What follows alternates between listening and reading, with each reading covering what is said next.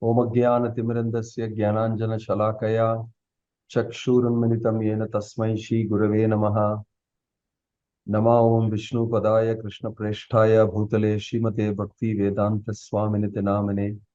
Namaste Saraswate Deve Gauravani Pracharine Nirvishesha Shunyavadi Paschatya Deshatarini Jaya Sri Krishna Chaitanya Prabhu Nityananda Shri Advaita Gadadhar Shivasadi Gaura Bhakta Vrinda Hare Krishna Krishna Krishna Hare Hare Hare Rama Rama Rama Hare Hare.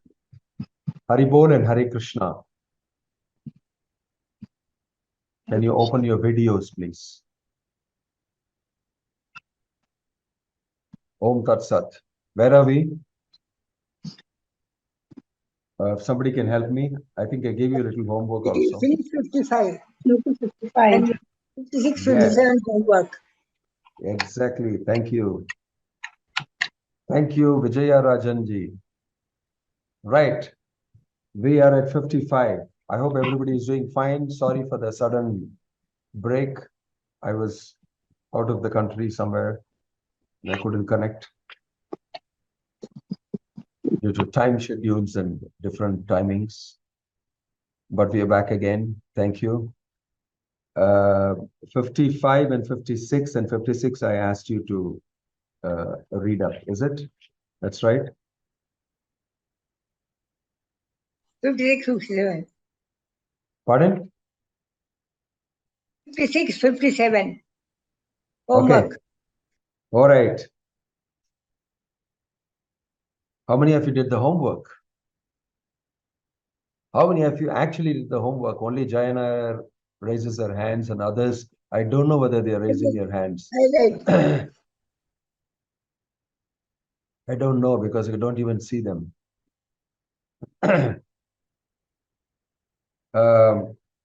55, 56.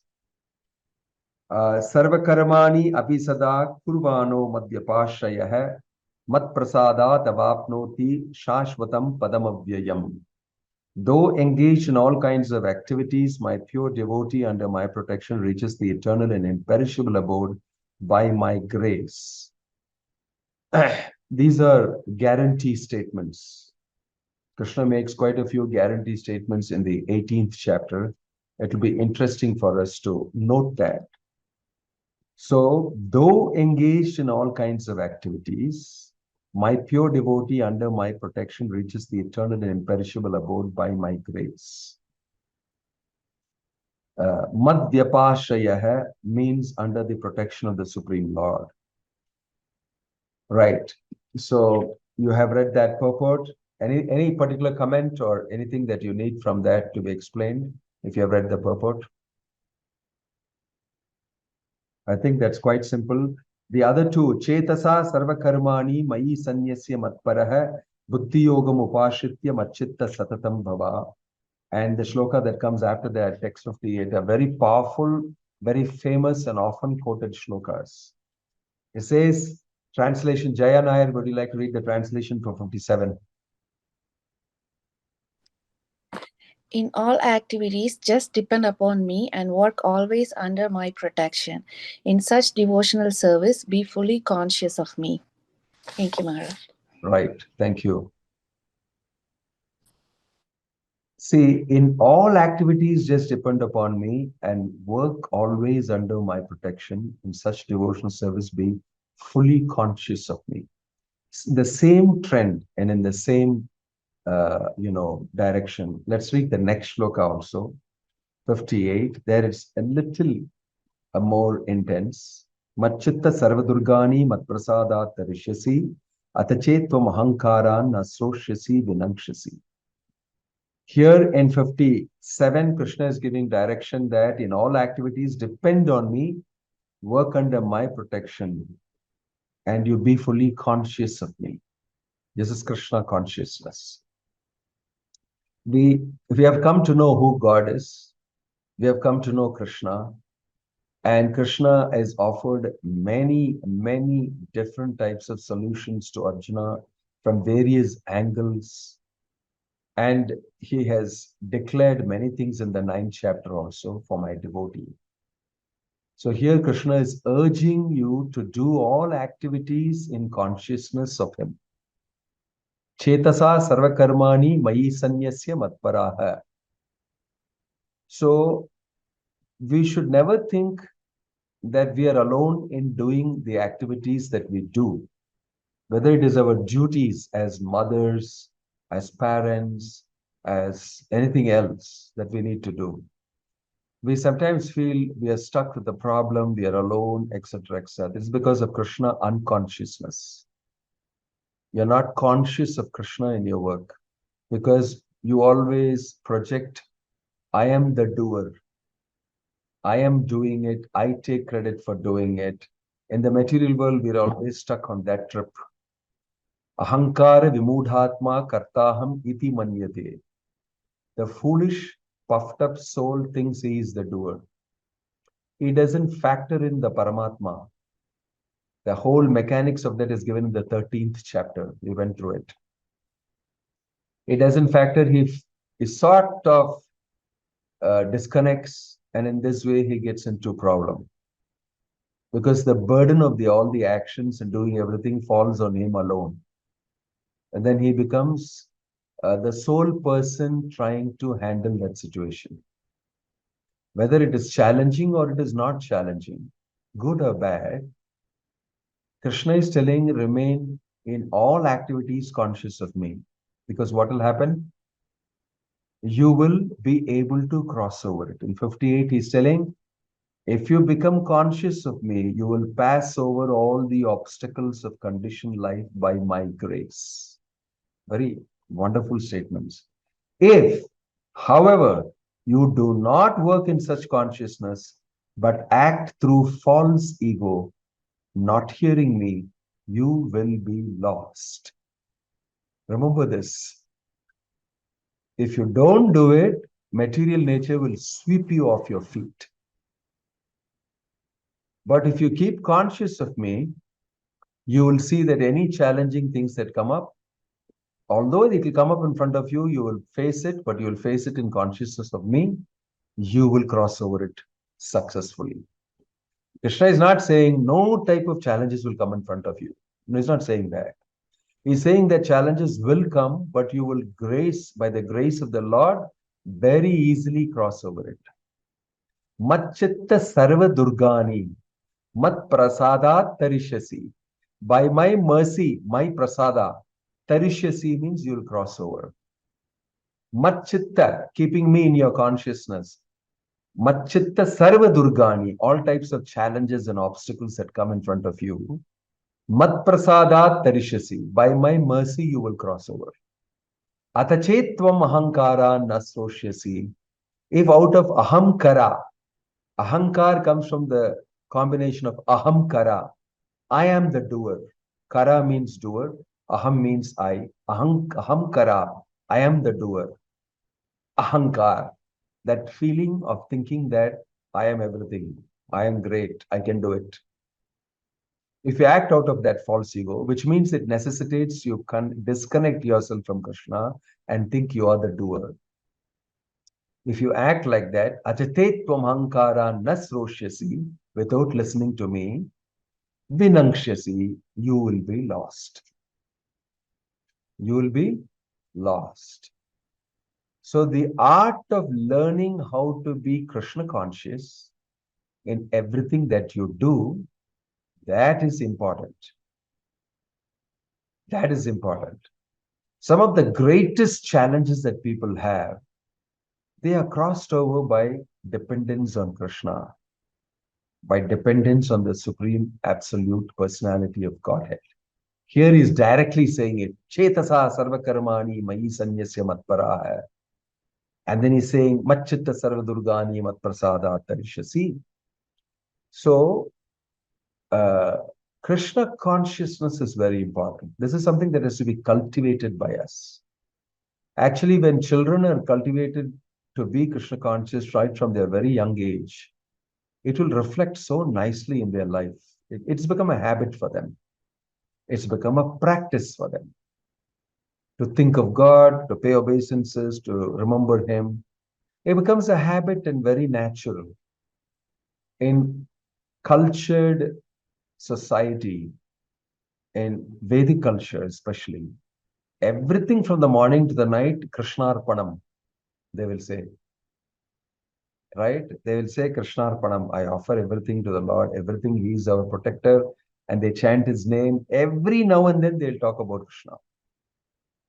They'll be in the consciousness of Krishna. Everything, if he so desires, Hare Krishna, Karuna Sindhu, they will keep praying, they'll keep talking, they'll keep remembering themselves, reminding themselves. That's only happening by the mercy of the Lord. It's a habit. And not only is it an empty habit, it's also consciously being spoken about. You see, I was very happy to see whenever I'm in the Gulf country, I go to meet here and there, somebody introduces me, a local resident, or some I go and meet the sheikhs and all that. They'll say, Inshallah.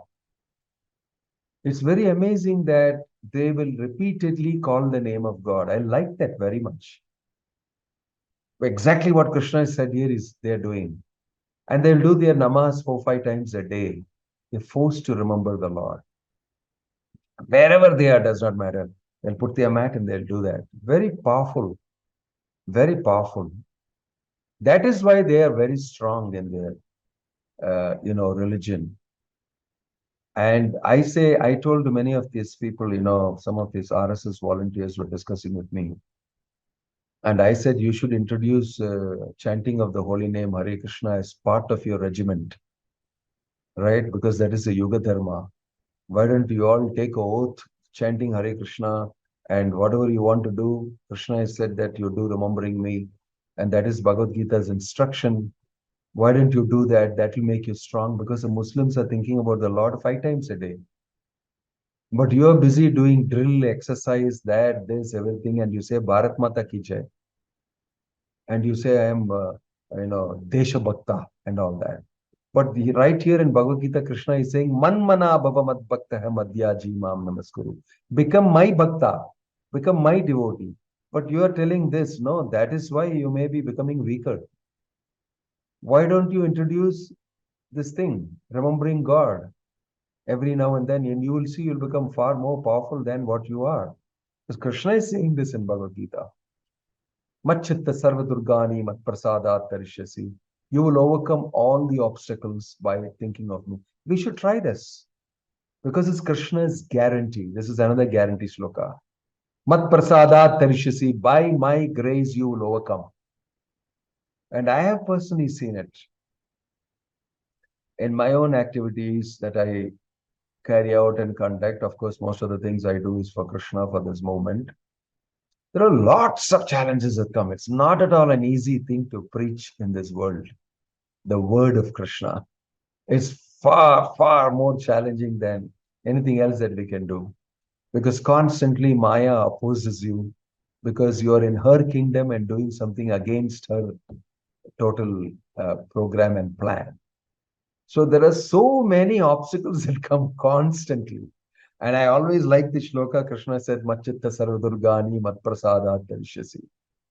You will overcome it definitely by my grace if you keep me in your consciousness. And I have myself seen that sometimes I get too absorbed in this, and this happens, that happens, and I forget that Krishna is in charge. And in my enthusiasm and my this thing, I go land into it and make a mess of it. And then I remember, this famous story, if you go to Jagannath Puri, you see a beautiful story there. Right when you enter, on the left side is a big carving on stone painted in nice colors about a black soldier on a white horse and a white soldier on a black horse. And there is a lady standing there holding a pot like this. It's a big, huge story. It's a beautiful story. The story of the king of Puri, who's a great devotee of Jagannath, who waged a war against the South Indian king, Kanchipuram, Kanchi king. It's mentioned those days the boundaries were different. And he went ahead and he fought the war.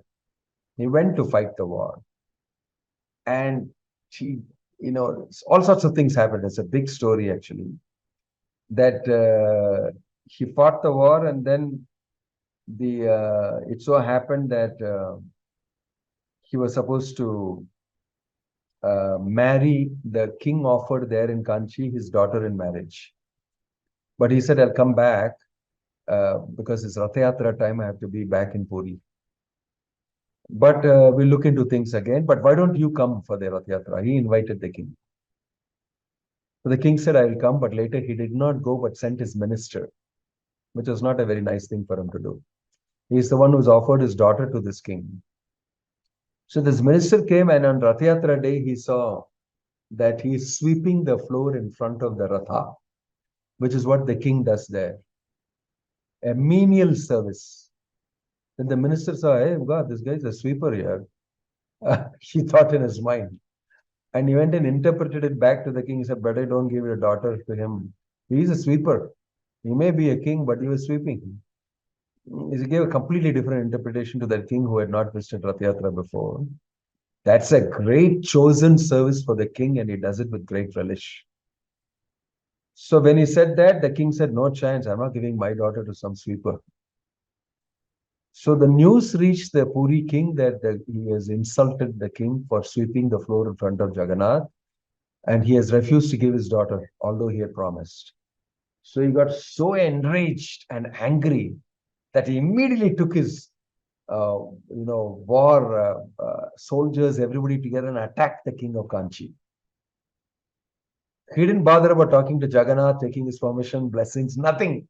In enragement, he went and attacked. He got thoroughly defeated by the Kanchi king, who already planned. And he came back completely defeated, insulted, and he ran away from the battlefield and came back alone, walking all the way, hiding here and there. And he was feeling horrible. I'm a king of Puri. I'm a devotee of Jagannath. What a huge insult for me. And then on his way back, he almost reached Puri and was so tired, he took rest somewhere, and somebody identified him and gave him food and this thing and all that. And that person was a farmer or somebody. He was a great devotee of Jagannath. He heard the story of the king and he felt very bad and said, one thing I want to ask you, before you went to the war, did you not take blessings of Jagannath? Suddenly the king woke up and he said, no, you're right. I didn't ask permission. I just ran in rage that he has insulted me, and I just, you're great. I think that must be very bad. I didn't do it. So he went back to Puri, went straight to the temple, locked himself there, and cried in front of Jagannath. Said, why did you do this to me? I did a mistake. I should have asked your permission and I should have taken blessings from you. I'm sorry, but it's such an insult. You should do something about it. And he cried. Finally, Jagannath answered him after he cried for a long and said, my dear devotee, don't worry. Go on your war again. I will personally come and assist you in your war. I will be one of the soldiers along with Balaram. We'll come and we'll rout that king for good. I will avenge for you. And he became very happy. And he went back, and it's mentioned that these two soldiers, special soldiers, Black Horse, White Horse, and Krishna and Balaram on top of them, they came to join in that. And they first met this lady who was selling buttermilk on the way. And they were thirsty and they said, can you give us some buttermilk? And they drank good amount of buttermilk. And when she asked for money, they said, we are fighting war for the king. We are two soldiers. She said, no, you have to give me money. How can I go and ask the king and all that? I am just a poor lady selling buttermilk. You are all rich people. You're sitting on such a tall horse and you say you're a soldier. You drank my buttermilk. You got to give money. He said, I'll give you something more than money. So that dark soldier removed his ring, gave it to her and said, I know this ring is very costly, but you show it to that king who will come with his army and he will give you the money. Just give this ring to that king and he will give you the money. And they disappeared.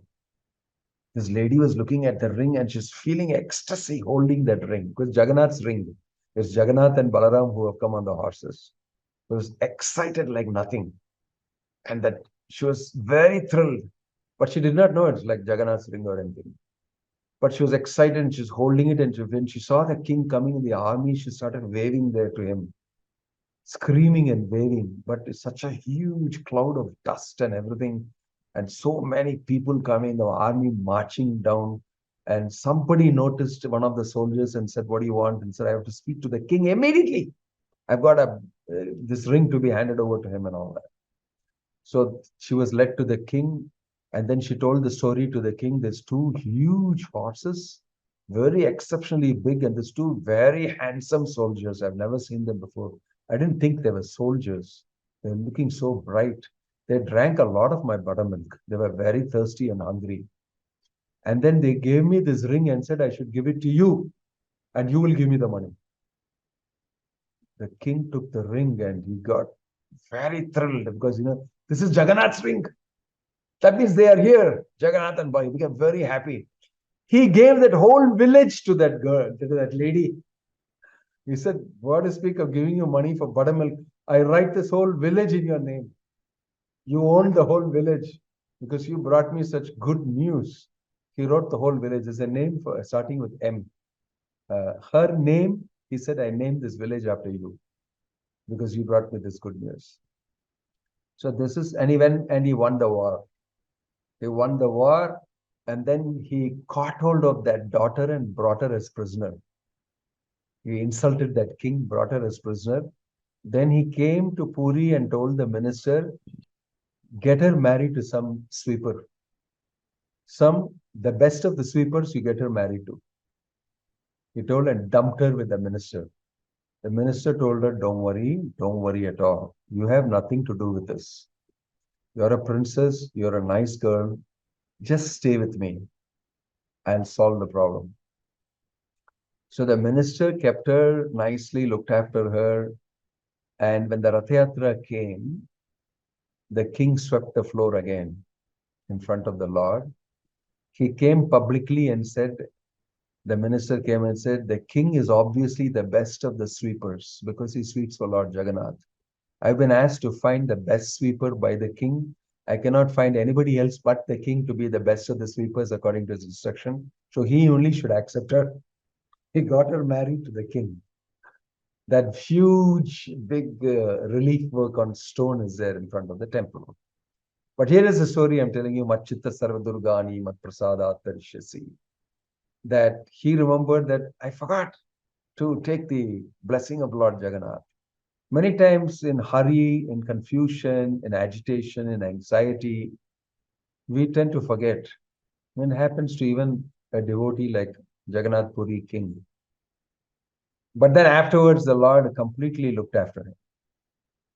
So this guarantee given by Krishna is not an ordinary guarantee. Many, many devotees experience it in their life. They keep Krishna in the forefront. They go through difficulties, but they never forget Krishna. And in an unimaginable way, Krishna solves the problem or has them bypass it. This is a great story. Everybody has got a story to tell. Many, many devotees. How Krishna protects them. So these are wonderful shlokas. I would like, Priya to read the purport to this 58th shloka. Hare Krishna, Maharaj. 58, Maharaj. Yeah. Yes, Maharaj. A person in full Krishna consciousness is not unduly anxious about executing the duties of his existence. The foolish cannot understand this great freedom from all anxiety. For one who acts in Krishna consciousness, Lord Krishna becomes the most intimate friend. He always looks after his friend's comfort, and he gives himself to his friend, who is so devotedly engaged, working 24 hours a day to please the Lord. Therefore, no one should be carried away by the false ego of the bodily concept of life. One should not falsely think himself independent of the laws of material nature or free to act. He is already under strict material laws. But as soon as he acts in Krishna consciousness, he is liberated. free from the material perplexities. One should note very carefully that one who is not active in Krishna consciousness is losing himself in the material world, in the ocean of birth and death. No conditioned soul actually knows what is to be done and what is not to be done. But a person who acts in Krishna consciousness is free to act because everything is prompted by Krishna from within and confirmed by the spiritual master. Hare Krishna Maharaj. Right. Thank you. Very nice purport about the action. Prabhupada's life is based on this.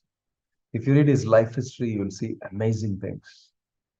He's traveling on the ship, a free ticket on a cargo ship, suffering to heart attacks, almost, going through death and coming out of it at 70 years of age, and simply depending on the Lord and carrying out in a foreign land, totally new, depending on Krishna and carrying out things for the sake of the mission of spreading Krishna consciousness all over the world. It's a beautiful story, especially when he goes to America and starts preaching to people, distributing his books and depending on the Lord completely. So those who do that, they can experience things. Some days back, somebody sent me a link of a Harvard graduated psychologist, very nice lady. She spoke on a TED Talk about handling your emotions. Very interesting, very close to Bhagavad Gita. I wish she had read the Bhagavad Gita. She made a very good analysis. Although she is not referring to God or any religious thing. She was touching on spirituality, but she was trying hard to be very secular and not refer to anything to God. But she spoke about the great lessons you get in discomfort when bad, negative emotions affect you. And she said you must avoid stupid, useless positivity. And how positivity is a rigid, useless emotion, artificial. And how you can develop emotional agility by, in other words, she was saying these are great blessings when challenges come to you and you're put into discomfort. Because at that time, she was speaking about Viktor Frankl. I think some of you know about Viktor Frankl, the great doctor, psychiatrist who survived the concentration camps, Germans' concentration camp, the Nazis' concentration camps in the Second World War, and lived after going through horrible scenes. He saw his wife tortured and killed. He saw his relatives tortured and killed, his best of friends. The Nazis were doing this to him to mentally affect him. And he propounded a wonderful philosophy that he said, I have no other goal but to learn to actually switch my thoughts if I want to survive and live through this. It's all about how I take it inside. And he developed that great idea of, stimulus and response. You get stimulated, triggered by things that happen to you in this world, and people do to you all sorts of things. But before you respond, if you hold it a little bit, think about it, and respond, you see your response will be very different. He says between stimulus and response is a choice that you can make. And therein lies your real freedom. So Krishna is telling here, he's speaking about proactivity between stimulus and response. He's saying here, hold on. If you're doing it for me, if you're thinking of me, Chetasa sarva karmani mayi sanyasya matparaha, you have nothing to fear. In that space, we should remember Krishna. We should remember these statements of Krishna, these guarantee statements. You will see, you'll become a powerful human being. If you learn this art, this is far greater an art than what that lady was speaking. But she's very close to this and things that they say in the West, in the psychology and psychotherapy, that what Krishna is saying is nothing different. train yourself. Krishna told Arjuna, Abhyasena tu kaunteya. How will I do it? He said, you must practice. You must practice remembering me. You must practice being Krishna conscious. You must practice this and make it a habit. And then you will see I'll play a significant role in your life, because I'll personally get involved and I'll stop these things from happening to you. Because nobody else can do it. I have the power to do it because I control material nature. Maya Dhyakshena Prakriti Suyate Sacharacharam. But I will do it only if you ask me for shelter. I won't do it on my own. You should ask for me, like a child screams out and calls Mama in desperation. Then the Mama comes. It's not that the Mama comes simply if you sit there quietly. The child screams and the mother comes immediately. What happened to you? My gosh. Like that. So if you cry out for protection, for shelter of Krishna regularly, whenever, wherever is required, and if you constantly remember him, Chetasa Sarva Karmani Mayi Sanyasya Matparaha, Krishna is guaranteeing that I'll be there. By my grace, you'll cross over that. So what more do you need? What more do you need?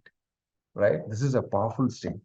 So then, in 59, he's saying, Yat ahankaram ashritya na yotsi iti manyase mityaisha vyavasayaste prakritistvam niyokshayati. Again, he's telling, would you like to read that, Madhavi and Tarun? This translation to text 59. Arjuna was a military man and born of the nature of the...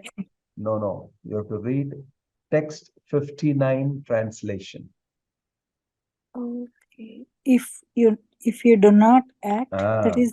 Okay. Yes. If you do not act according to my direction and do not fight, then you will be falsely directed. By your nature, you will have to be engaged in the warfare. Thank you, Madhavi ji. So you see there, it is your nature, you're a warrior, you must fight. And I want you to fight. Because I have a purpose also. So if you don't, you'll be falsely directed. Because Arjuna was deciding whether I should or not. Right? So here he's saying, that is ahankar. You're deciding on your own that you will not fight. That's not correct. It's by your nature also you're supposed to fight, and by my direction also you're supposed to fight. Right? So you must do it. Right? Then another, in 60, he's saying, Swabhavajena kaunteya nibaddhasvena karmana kartum na ichasi yan mohat karishyasi avashopitat. Under illusion, you are now declining to act according to my direction. But compelled by the work born of your own nature, you will act all the same, O son of Kunti. Compelled by the work born of your own nature means the modes will push you. And you will act swabhavena. By your nature, by swabhava, you'll be pushed to act. The word swabhava means the result of the three modes affecting you. According to that, a Kshatriya is predominantly in passion, in Rajoguna, a Brahmana in Sattvika Guna, a Vaishya in Rajasika Guna and Tamasika Guna, and a Shudra is mostly in Tamasika Guna. So a Kshatriya is predominantly in passion. So Krishna is saying, by your passionate nature, you will anyway fight.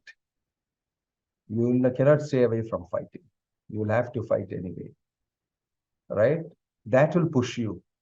Better you listen to me and fight for me, using your passion to fight. That's a greater way of doing it. Right?